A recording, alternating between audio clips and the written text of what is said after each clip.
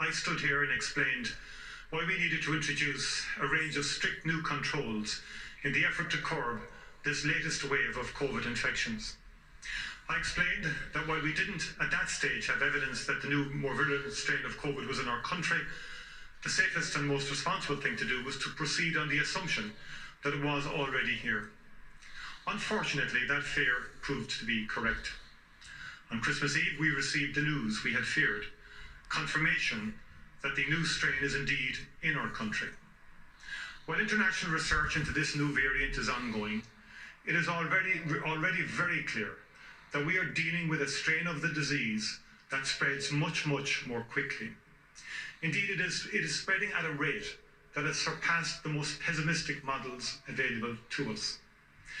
With the disease spreading much faster, the threat of our health system being overwhelmed, and the risk of increased sickness and death among our vulnerable and older populations is obvious. And it has become urgent.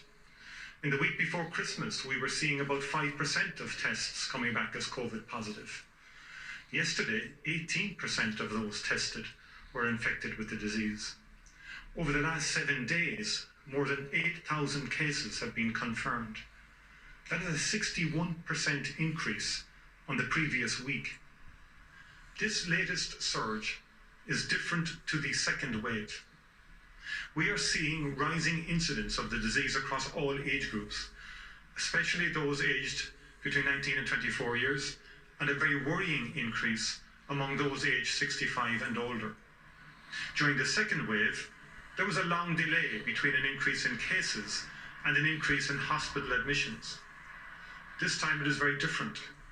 We are already seeing a sharp rise in the number of hospital admissions.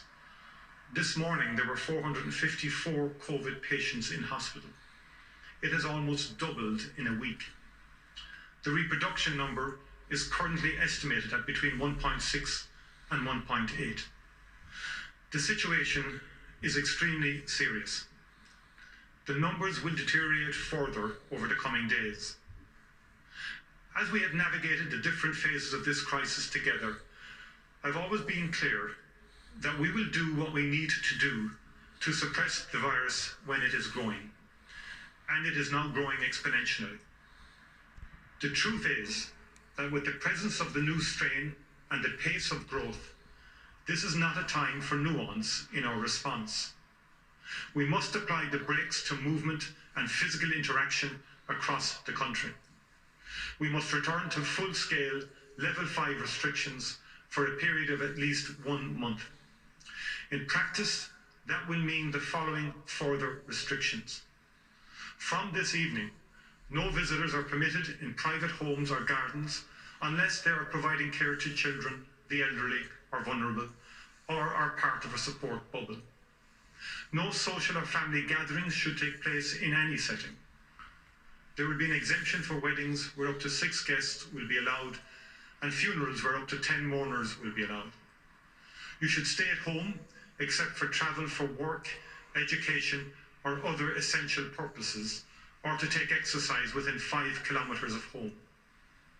All non-essential retail and gyms will close tomorrow at close of business. All public health analysis is showing that schools are safe, and schools will reopen, but slightly delayed to the 11th of January. By extending this break by 3 days, the new restrictions I'm announcing this evening will be in place for more than 10 days when schools open. Families will have had an opportunity to ensure that their contacts are minimised before children return to school. The last time that we faced such restrictive measures was when this disease first exploded in our midst in early 2020.